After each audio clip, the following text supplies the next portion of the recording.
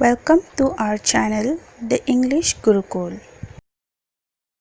In this video, we are going to solve the questions from the chapter A Storm on a Hill.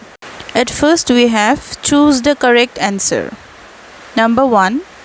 Where did Aunt Lakshmi live? We are given some options here. From here, we have to choose the correct one. A green tick is given for the correct answer.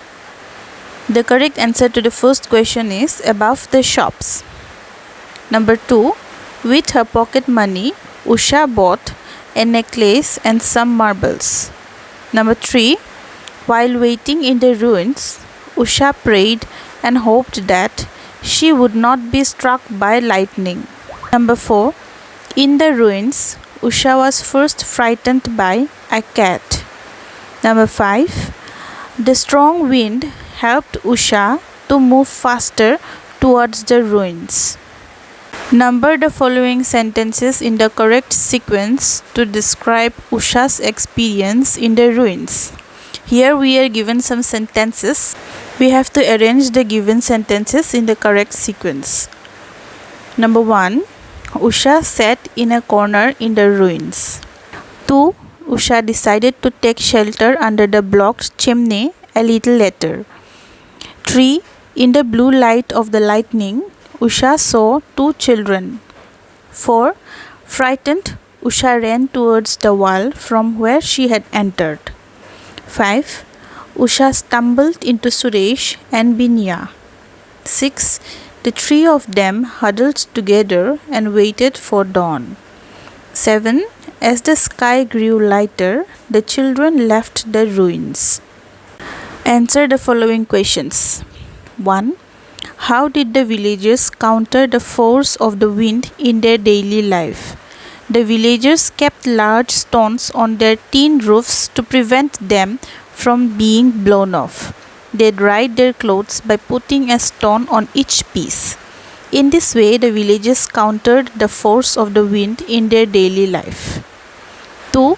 What was said to be the cause behind the appearance of the ghost on Haunted Hill? Usha's grandfather said that over 100 years ago, some Britishers lived on the hill. The settlement was always being struck by lightning. During one such terrible storm, one of the houses was lit by lightning and everyone in it was killed, including a boy and his sister. They remained in the haunted hill as ghosts. 3.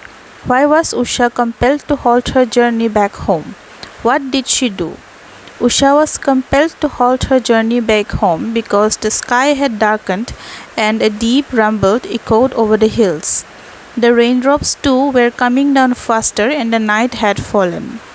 Usha held the shopping bag close to her and quickened her pace until she was running. She then decided to shelter in the ruins. 4. Do you think this was Usha's first visit to the ruins? Give any two reasons to support your answer. It was not Usha's first visit to the ruins. When Usha sheltered herself in the ruins, she remembers part of an old roof that would give some shelter. Again, Usha remembers that across the empty room stood an old fireplace. Usha could know all these details of the ruins because she had visited it before. 5. The last line of the story asks a question. Was it just the wind? Write your own opinion about this doubt and give at least one reason to support your answer. It was just the wind. Usha doubted it to be a ghost because the idea of ghost already existed in her mind. The top of the plum tree looked like a waving hand to her, and the rustling of the wind was thought to be the ghost bidding goodbye.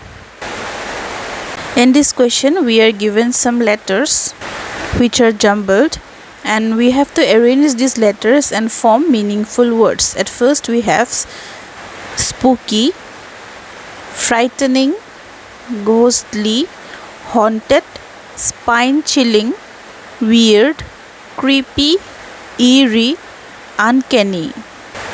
These are some words which we use to describe a supernatural environment. With this, we come to the end of our video. Thank you for watching.